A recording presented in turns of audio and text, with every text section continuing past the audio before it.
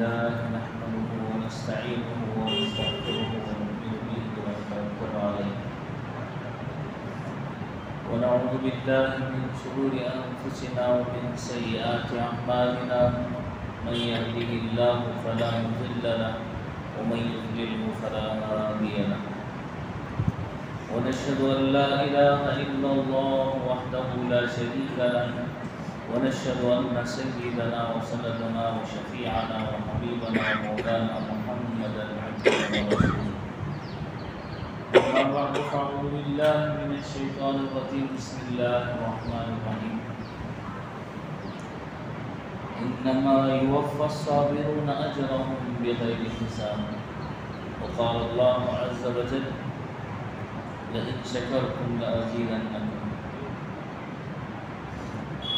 صدق الله العظيم وصدق رسوله النبي الكريم ونحن على ذلك لمن الشاهدين والشاكرين والحمد لله رب العالمين اللهم صل على محمد وعلى آل سيدنا محمد وبارك وسلم اللهم صل على محمد وعلى آل سيدنا محمد وبارك وسلم اللهم صل على محمد وعلى آل سيدنا محمد وبارك وسلم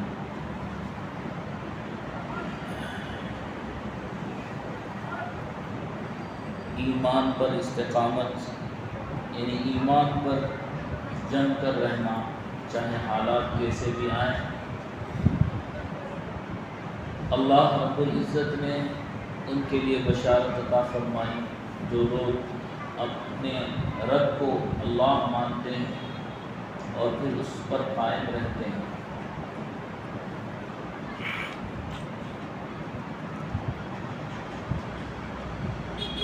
ہر کام اللہ کی مرضی کے مطابق ہوتا ہے.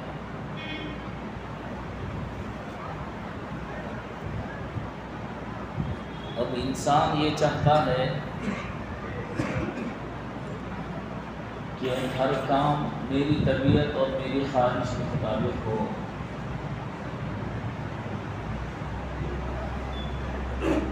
یہ بات دنیا میں ممکن نہیں ہے.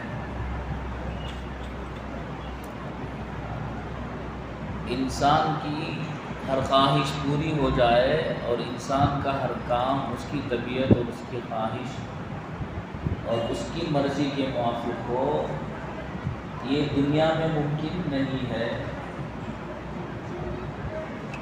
یہ وعدہ اللہ نے جنت میں رکھا. وَلَكُمْ فِيهَا مَا تَشْتَهِي أَنفُسُكُمْ. اسی آیت میں جس میں اللہ نے کہا وہ لوگ جو اپنے رب کو اللہ مانتے ہیں اور اس پر قائم رہتے ہیں تو ان کی مدد کے لیے فرشتے نازل ہوتے ہیں. پھر اللہ تعالیٰ فرماتے ہیں کہ تمہارے لیے جنت میں وہ چیزیں ہیں جو تم چاہو گے. وَلَكُمْ فِيهَا مَا تَشْتَهِي أَنفُسُكُمْ. اور دنیا میں جو کچھ تم سے وعدہ کیا گیا تھا وہ سب یہاں موجود ہے. وَلَكُمْ فِيهَا مَا تَدَّعُونَ.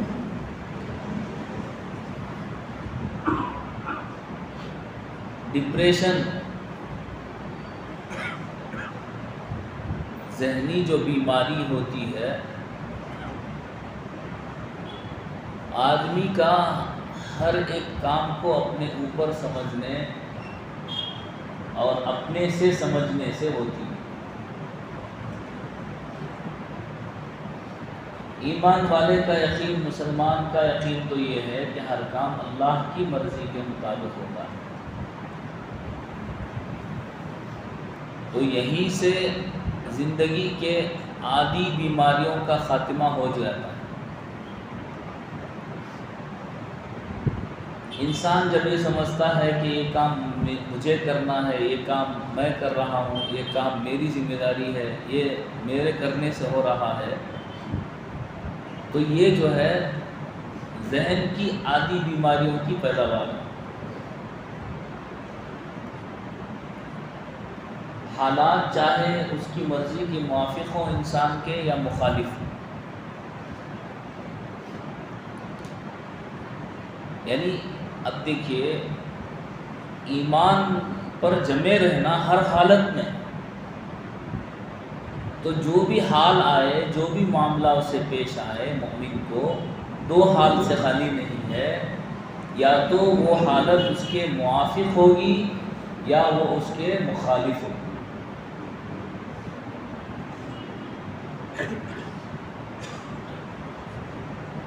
کوئی بھی حالت انسان کو، کوئی بھی سچویشن انسان کی جو زندگی میں پیش آئے، یا تو اس کی مرضی کے موافق ہوگی یا اس کی مرضی کے مخالف ہوگی. تو دونوں حالتوں میں اللہ رب العزت نے بہترین اجر اور ثواب کا اللہ نے وعدہ کیا. چاہے انسان کی حالت موافق ہو اپنے مرضی کے یا مخالف ہو اپنی مرضی.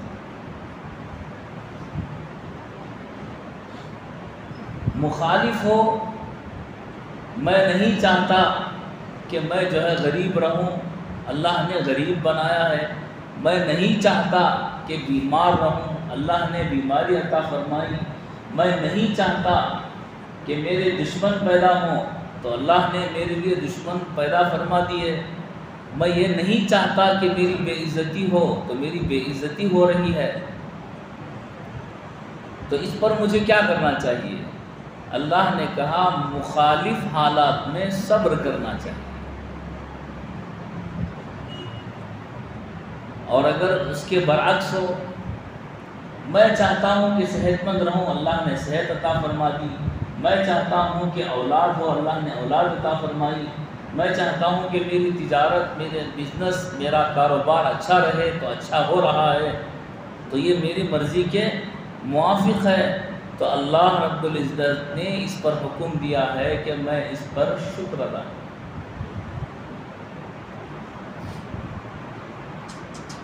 ہر کوئی حالت انسان کو جو پیش آ رہی ہے، یا تو مرضی کے اس کے موافق ہے یا تو اس کی مرضی کے مخالف ہے. مرضی کے موافق ہے تو شکر ہے کہ اللہ کا شکر ادا کرے، اللہ کا شکر ادا کرتے ہوئے زندگی گزارے. صحت اچھی ہے، اولاد ہے، کاروبار ہے، اور اس کے لیے تمام رشتہ دار اس سے محبت کرنے والے ہیں، تمام لوگ اس کے موافق نظر آ رہے ہیں، تو اس پر شکر ہے. اور یہی اس کا برعکس ہے، بیماری ہے، پریشانی ہے، مصیبتیں ہیں اور بے روزگاری ہے، کوئی ایسی سچویشن آ رہی ہے جو ہماری مرضی کے موافق نہیں ہے، مخالف ہے، تو اس پر صبر کرے. لیکن بندہ یہ چاہتا ہے کہ سب کام میری مرضی کے موافق ہو، یہ ممکن نہیں ہے. یہاں اللہ رب العزت مالک اور بادشاہ ہے، انسان بادشاہ نہیں ہے. انسان خدا نہیں ہے کہ اس کی ہر مرضی، ہر بات اس کی مرضی کے موافق ہو. انسان خدا نہیں ہے، خدا کوئی اور ہے جو رب العالمین ہے، اسی کی مرضی چلتی ہے. انسان جب یہ چاہتا ہے کہ ہر کام میری مرضی کے موافق ہو، تو اسے جو ہے ڈپریشن کی بیماری ہو جاتی ہے. وہ چاہتا ہے کہ یہ کیوں میرا کام نہیں ہو رہا ہے. بھائی اللہ کی مرضی ہے نہیں ہو رہا ہے. یہ کیوں ہمارے خلاف ہو رہا ہے؟ بھائی اس لیے کہ اللہ کی مرضی ہے اس لیے ہو رہا ہے. یہ کیوں مجھے نفع نہیں مل رہا ہے؟ بھائی اللہ کی مرضی ہے اس لیے نہیں ہو رہا ہے. میرا رشتہ کیوں نہیں طے ہو رہا ہے؟ بھئی اللہ کی مرضی ہے نہیں ہو رہا ہے. آدمی خدا بن کر زندگی گزارنا چاہتا ہے. اللہ کہتا ہے خدا میں ہوں، تم سب میرے بندے ہو، تم سب کو میری مرضی کے موافق زندگی گزار کر آنا ہوگا. جب تم میرے پاس آؤ گے وہاں تمہاری مرضی کے موافق میں کروں گا، اور تمہارے لیے وہ چیزیں دے دوں گا جن کی خواہش تم کرو گے. وَلَكُمْ فِيهَا مَا تَشْتَهِي أَنفُسُكُمْ وَلَكُمْ فِيهَا مَا تَدَّعُونَ. مہمانی یعنی میزبان اپنے شان اور اسٹیٹس اور اپنے درجے کے موافق مہمان کی مہمان نوازی کرتا ہے. جتنا بڑا آدمی ہوگا اتنی اپنی شان کے موافق اپنے آنے والے مہمانوں کی میزبانی کرتا ہے، مہمان نوازی کرتا ہے، ان کا استقبال کرتا ہے، ان کو خوش کرتا ہے۔ کیا ہی بہترین دربار ہوگا جو مالک الملک کا دربار ہوگا۔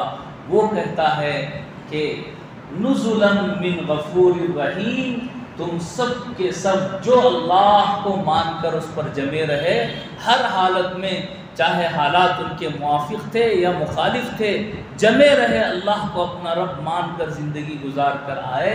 اللہ کہتا ہے ان سب کے لیے، ان سب ایمان والوں کے لیے جو اپنے ایمان پر جمے رہے استقامت کے ساتھ، اللہ کی طرف سے اللہ کے یہاں مہمانی ہے۔ اللہ رب العزت میزبان بن کر ان سب کی مہمان نوازی کرے گا۔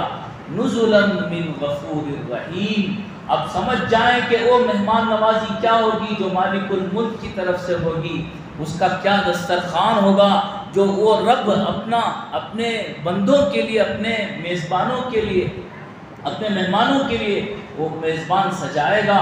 اس کی کیا نعمتیں ہوں گی، اس کی کیا شان ہوگی۔ کسی بادشاہ کے یہاں دعوت ہو جائے تو خوشی خوشی لوگ جائیں گے، کہیں گے کہ بھئی آج تو بڑے گھرانے سے اور بڑے درجے سے اور بڑے ہی بادشاہ کی طرف سے آج جو ہے دعوت آئی ہے، اس کا استقبال کرتے ہیں۔ لوگ دیکھتے ہیں کہ کیا کیا مہمانوں کے لیے سجایا گیا ہے، کیا کیا چیزیں بنائی گئی ہیں، کیسے استقبال اور ویلکم کرنے کا انداز کیسا ہے۔ تو بادشاہوں کے بادشاہ مالک الملک کا جو مہمان بنے گا اس کی میزبانی کیسی ہوگی۔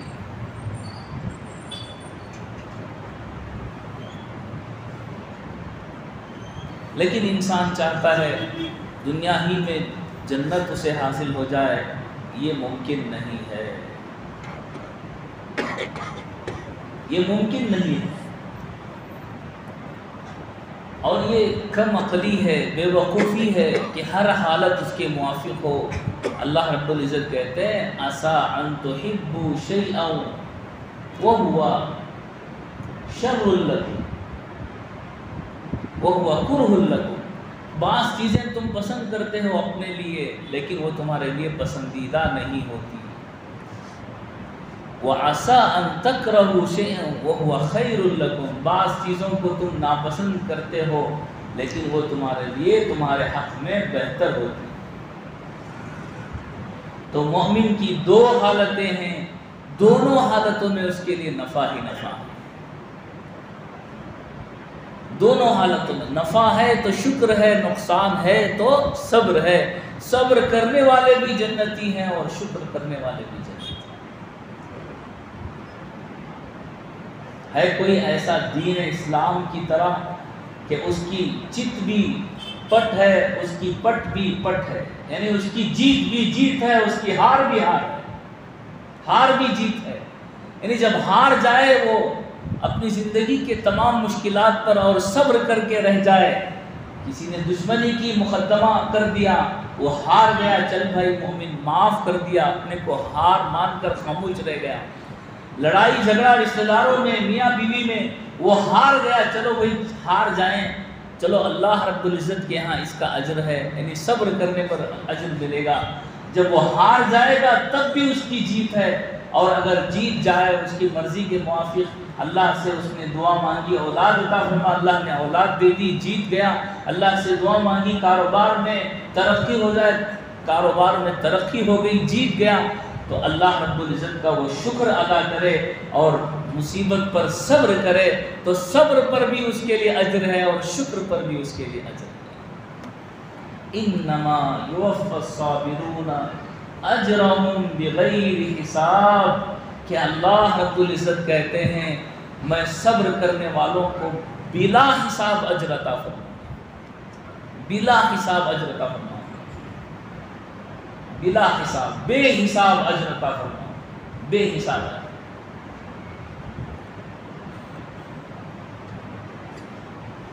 لیکن بزدل ہو کر صبر کرنا یہ صبر نہیں ہے۔ جب طاقت ہی نہیں رہی تب صبر کرنا صبر نہیں ہے۔ کوئی 80 سال کا بوڑھا یہ کرے کہ بھئی میں بدنظری نہیں کرتا، تو کہیں گے کہ کوئی کمال کی بات نہیں۔ کوئی 80 سال کا بوڑھا یہ کرے کہ میری نظریں پاک ہیں اور میں صبر کر رہا ہوں کہ میرے سامنے بہت سارے آپشنز ہیں گناہ کرنے کے، لیکن میں نے اپنی نگاہیں جھکائی ہوئی ہیں اور میرے دل پر صبر کیا ہے، تو کہیں گے کہ کوئی کمال کی بات نہیں، کوئی کمال کی بات نہیں۔ اندھے سے کہا جائے کہ بھی غیر محرم عورت پر نظر نہ ڈالے، وہ کہے کہ الحمدللہ میں صبر کر رہا ہوں، تو کہا جائے گا کہ تمہارے اندر وہ کمال ہے ہی نہیں۔ صبر تو اس نوجوان کا ہے جو تنہائی میں ہو، اس کے پاس آپشن ہو، گناہ میں ملوث ہو سکتا ہو، اس کے لیے دوستی ہو، غیر عورت سے مل سکتا ہو، اس سے بات کر سکتا ہو، اس سے آنکھیں دوچار کر سکتا ہو، وہ مزہ نفس کی خواہش پوری کر سکتا ہو، وہ اپنے گناہ کو چھوڑ دے اس وجہ سے کہ اللہ رب العزت نے اس کو حرام کیا ہے، اس کو کہا جائے گا کہ تو نے کمال کیا ہے۔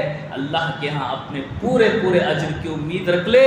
کل قیامت کے دن آنکھیں بند ہو جائیں گی، جب چلا جائے گا اللہ کے دربار میں، تو دیکھے گا تیری آنکھیں ترس جائیں گی، تو کہے گا شاید میں پیدا ہوا جب سے لے کر اللہ کے دربار میں موت تک شکر کے صبر کے سجدے میں پڑا رہتا، اگر تب بھی ہوتا یہ کم عمل محسوس کرے گا، اس لیے کہ وہاں کی نعمتیں اتنی بڑی محسوس ہوں گی اور اتنی بڑی نظر آئیں گی۔ کسی مالدار نے 10 کروڑ روپے میں 1 کروڑ یا 1 لاکھ اللہ کے دربار میں خرچ کر دیا، غریبوں کی امداد کر دی، تو کیا کمال؟ کمال اس کے لیے ہے جس کے پاس فاقہ تھا۔ اللہ اکبر کبیرہ، اللہ اکبر کبیرہ۔ بچوں کے لیے اور بیوی کے لیے کھانے کے مطابق روٹی کا آٹا موجود تھا، لیکن اللہ کے نبی کے دربار سے ایک مہمان آیا، بار بار اللہ کے رسول نے یہ آواز لگائی ہے کوئی جو اس مہمان کو اپنا گھر میں لے جائے اور اپنا جو ہے کھانا کھلائے، اس کی میزبانی کرے، اس کو اپنا لے۔ ایک مرتبہ کی آواز سے خاموش رہے کہ گھر میں کچھ نہیں ہے، دوسری مرتبہ آواز آئی مجلس سے، پھر بھی خاموش رہے، تیسری مرتبہ آواز آئی تو کھڑے ہوئے، اے اللہ کے رسول میں آپ کے مہمان کو لے کر جاؤں گا۔ گھر میں پہنچے، سوائے اس روٹی کے، اس آٹے کے جو بچوں کے لیے یا بیوی کے لیے میسر ہو، کچھ اور گھر میں نہیں ہے، کچھ اور گھر میں نہیں ہے۔ کیا جگر تھا ان لوگوں کا! وَيُؤْثِرُونَ عَلَىٰ أَنفُسِهِمْ وَلَوْ كَانَ بِهِمْ خَصَاصَةٌ۔ جنگ کا میدان ہے، پیاس کے لیے زبان ترس رہی ہے، پیاس سے پانی کے لیے زبان ترس رہی ہے، پیاسی زبانیں ہیں، تپتی دھوپ ہے، موت کا عالم ہے، آخر موت کے دہانے پر ہیں، زخمی حالت میں پڑے ہوئے ہیں، چچا زاد بھائی پانی لے کر جا رہا ہے، کوئی اور مسلمان پانی کی آواز لگاتا ہے تو اپنے پیاس کو برداشت کرتے ہوئے اپنے آپ کو دوسروں پر ترجیح دے کر اسے کہتے ہیں کہ ان کے پاس چلے جانا۔ وہ جب وہاں پہنچتے ہیں، وہ پیاس کی آواز لگانے والے پر تو ان کے قریب سے کسی اور کی آواز آتی ہے، تو وہ کہتے ہیں کہ بھائی ان کے پاس چلے جانا۔ ان کے پاس پہنچنے تک ان کی موت ہو جاتی ہے، دوسرے کے پاس پہنچتے ہیں، وہ بھی جاں بحق ہو چکے ہیں، پہلے اپنے چچا زاد بھائی کے پاس آتے ہیں، وہ بھی دنیا سے جا چکے ہیں، اپنے مسلمان بھائی سے اس کی ضرورت سے پہلے، اگرچہ کہ وہ خود ضرورت مند تھے، اپنی ضرورت کو پورا کرنا پسند نہیں کیا۔ اللہ رب العزت نے قرآن کریم میں آیتیں اتاری کہ اپنے آپ پر، اپنے نفس پر دوسروں کو ترجیح دیتے ہیں۔ وَيُؤْثِرُونَ عَلَىٰ أَنفُسِهِمْ وَلَوْ كَانَ بِهِمْ خَصَاصَةٌ، اگرچہ کہ وہ خود محتاج ہیں۔ بیوی سے کہا چراغ درست کرنے کے بہانے تم چراغ کو بجھا دینا، جو آٹا بچا ہوا ہے اس میں روٹی پکا دینا اور مہمان کے سامنے پیش کر دینا، اور میں مہمان کے ساتھ میں بیٹھ جاؤں گا اور ہاتھ ہلاتا رہوں گا، مہمان سمجھے گا کہ میں بھی کھانا کھا رہا ہوں، بچوں کو بھوکا سلا دیا ہے اور خود بھی بھوکے رہ گئے ہیں، مہمان کو پیٹ بھر کر کھانا کھلا دیا ہے۔ رات کا یہ منظر، خدا کی قسم آسمان کے ستارے جس طرح چمکتے ہیں، ہم زمین والوں کے لیے چاند جس طرح چمکتا ہے، ہم زمین والوں کے لیے خدا کی قسم آسمان کے فرشتوں کے لیے وہ گھر چمکا ہوگا، روشن ہوا ہوگا۔ اس کی تعریف ہوئی ہوگی کہ اس صحابی نے اپنے بچوں کو بھوکا سلا کر اس مہمان کی مہمان نوازی کو اللہ کے نبی کے دربار سے قبول کیا اور پیٹ بھر کر کھانا اسے کھلا دیا اور خود بھوکے رہ گئے۔ صبح فجر کی نماز کے بعد اللہ کے نبی کے دربار میں جاتے ہیں، اللہ کے رسول کہتے ہیں اے میرے صحابی، اللہ نے آپ کی ادا کو بڑا پسند فرمایا ہے۔ اللہ نے قرآن کریم میں آیت نازل فرمائی ہے وَيُؤْثِرُونَ عَلَىٰ أَنفُسِهِمْ وَلَوْ كَانَ بِهِمْ خَصَاصَةٌ۔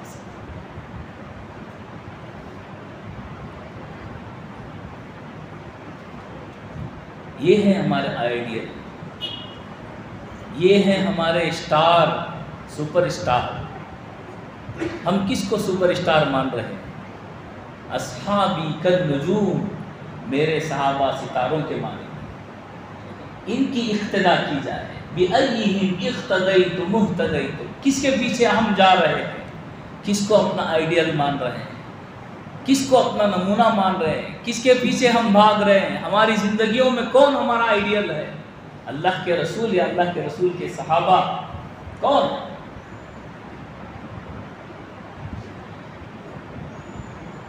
انہوں نے اپنی زندگی میں وہ کام کر دکھائے ہیں جو آنے والی نسلوں تک کے لیے سبق ہے، عبرت۔ تو یہ صبر کا نمونہ انہوں نے پیش کیا۔ حضرت عبداللہ ابن مسعود رضی اللہ عنہ فرماتے ہیں ایمان کے دو حصے ہیں، ایک صبر ہے ایک حصہ، اور دوسرا حصہ شکر ہے۔ بھلا مومن سے بڑھ کر کوئی خوش نصیب ہے کہ مصیبت پر صبر کرے تو اس کے لیے اجر ہے، نعمت پر شکر کرے تو اس کے لیے اجر ہے۔ بیمار ہو گیا صبر کرے، اپنی عیادت پر آنے والوں کے لیے مصیبت کے الفاظ زبان سے نہ نکالے، ان کے سامنے اپنی بے کسی مجبوری کو برداشت کرتے ہوئے کو ان کے سامنے نہ رکھے، اور اپنی بیماری کی، اپنی بے کسی کی شکایت ان سے نہ کرے۔ اللہ رب العزت کہتے ہیں میں اس کے خون کو بہتر خون سے، اس کے گوشت کو بہتر گوشت سے بھر دوں گا، اسے نئی زندگی عطا کروں گا، بلکہ اس کے اعمال نامے کو مٹا دوں گا کہ اثر نو اعمال کر لے، اس کے اعمال نامے میں نیکیاں ہی نیکیاں ہوں، نیکیاں ہیں۔ ایک اور حدیث میں آتا ہے کوئی آدمی آہ کرتا ہے اپنے درد و تکلیف کی وجہ سے، ادھر پلٹتا ہے تو اسے سبحان اللہ کا ثواب لکھا جاتا ہے۔ کوئی آہ کرتا ہے اپنی تکلیف و پریشانی میں، ادھر پلٹتا ہے تو اللہ رب العزت اس کے اجر، اس کے ثواب میں، اس کے اعمال نامے میں اجر عطا فرماتے ہیں الحمدللہ کہنے کا۔ کہیں اللہ رب العزت نے یہ فرمایا ہے کہ میں اس بندے کو میدان جنگ میں پلٹ پلٹ کر کفار سے لڑنے کے برابر اجر اور ثواب اسے عطا فرمایا، یہاں تک کہ وہ اپنی بخار سے نکل کر شفا یاب ہوتا ہے، اپنی مصیبت سے، بیماری سے نکل کر صحت مند ہو جاتا ہے، وہ ایسا ہو جاتا ہے جیسے اس کی ماں نے اسے آج ہی جنم دیا ہو، اس کے اعمال نامے میں کوئی گناہ باقی نہیں رہتا، کوئی گناہ باقی نہیں رہتا، یعنی بالکل پاک و صاف ہو گیا۔ خلاصہ یہ ہے کہ مومن کی کوئی بھی حالت ہو، دو حال سے خالی نہیں ہے، یا تو وہ حال اس کے موافق ہے یا تو وہ حالت اس کے مخالف ہے۔ بیمار ہے یہ حالت اس کے مخالف ہے، اور پریشان حال ہے، بے روزگار ہے، مصیبت میں ہے، یہ حالت مومن کی، یہ سچویشن مومن کی اس کے مخالف ہے، اس پر صبر ہے، اللہ کے یہاں اجر ہے۔ یا حالت اس کے موافق ہے، اس کے مرضی کے مطابق ہے، اولاد بھی اس کی ہے، تجارت کاروبار بھی اچھا ہے، اللہ نے صحت بھی عطا فرمائی ہے، اللہ نے عبادت کی بھی توفیق عطا فرمائی، ایمان پر قائم رہنے کی بھی اللہ نے توفیق عطا فرمائی، بیوی نیک صالح ہے، بھائی بہن ہے، رشتہ دار ہیں، سب کے ساتھ اچھا سلوک کر رہا ہے، یہ حالت اس کے موافق ہے، اور اللہ رب العزت کہتے ہیں جب نعمتیں حاصل ہو تو شکر بجا لائے، یہ ان حالات پر وہ شکر کرتا ہے تو اللہ کے یہاں اجر ہے، چاہے اس کے حالات اس کے موافق ہو یا نہ ہو، دونوں حالتوں میں اللہ کے یہاں سے اجر و ثواب۔ پھر مومن کو کسی حالت پر غمگین نہیں ہونا چاہیے۔ صبر والا مہینہ آ رہا ہے، ہوا شہر الصبر شہر عظیم۔ اللہ کے حبیب صلی اللہ علیہ وسلم نے یہ فرمایا کہ تمہارے اوپر ایک ایسا مہینہ آنے والا ہے جو بڑا عظیم مہینہ ہے، شہر عظیم، صبر والا مہینہ۔ جو آدمی اپنے کام کی جتنی تیاری پہلے سے کرتا ہے اتنا ہی اس کام میں وہ سکسیسفل ہوتا ہے، کامیاب ہوتا ہے۔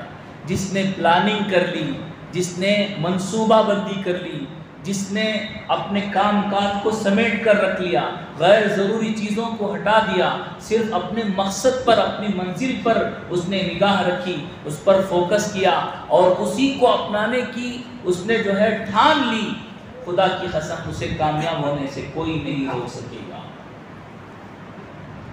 ہر وہ آدمی اپنے کام میں کامیاب ہوتا ہے جو بہترین پلاننگ کرتا ہے، جو بہترین منصوبہ بندی کرتا ہے۔ رسول اللہ صلی اللہ علیہ وسلم نے 3 مہینے پہلے اس عظیم مہینے کی خوشخبری سناتے ہوئے اس تک پہنچنے اور اس کی تیاری کرنے کی اللہ کے حبیب صلی اللہ علیہ وسلم نے دعا بتلا دی، اللہم بارک لنا فی رجب و شعبان وبلغنا رمضان۔ جس نے پہلے سے زمین کو موافق کر لیا اور موسم کے بارش کے موسم کے آنے سے پہلے اپنے کھیت کو اس نے تیار کر لیا اور اس نے فصل کا بندوبست کر لیا، اس نے کھاد جمع کر لی اور اس نے جو ہے زمین میں بیج بو دیے اور وقت پر بارش ہو گئی، اس کو بہترین فصل کاٹنے سے کوئی روک نہیں سکتا، اس کو نفع سے کوئی روک نہیں سکتا۔ اسی طرح کا یہ مہینہ عظیم مہینہ برکتوں، رحمتوں، نیکیوں، بلکہ کہا یہ جائے گا کہ 1 کا 70 دنیا کی کسی مارکیٹ میں ایسا بزنس نہیں ہے جس میں 1 کا 70 ملتا ہو، ایسا مہینہ آ رہا۔ فجر سے لے کر مغرب تک صبر ہی صبر ہے، مغرب سے لے کر فجر تک شکر ہی شکر ہے۔ سبحان اللہ، کیا کہیں، ایک سجدے کا اجر اور ایک گھٹ پانی افطار کا، اسی روزدار کو پلانے کا اجر، ایک کھجور کھلا دینے کا اجر، بڑا ہی اجر عظیم اللہ رب العزت کے یہاں ملے گا۔ اسی لیے مسلمان بندے کو کسی حالت سے خوف نہیں کھانا چاہیے، کسی بھی حالت سے غمگین نہیں ہونا چاہیے۔ مصیبت ہے تو اس کا اللہ رب العزت سے صبر مانگتے ہوئے اس مزید مصیبت کو دور کرنے کی اللہ سے مدد مانگے، اللہ سے دعا و درخواست کرے، اور اگر اللہ نے نعمتیں عطا فرمائی ہیں تو ان نعمتوں پر شکر کرے۔ اللہ رب العزت ہم سب کو عمل کی توفیق عطا فرمائے۔ وآخر دعوانا ان الحمد للہ رب العالمین۔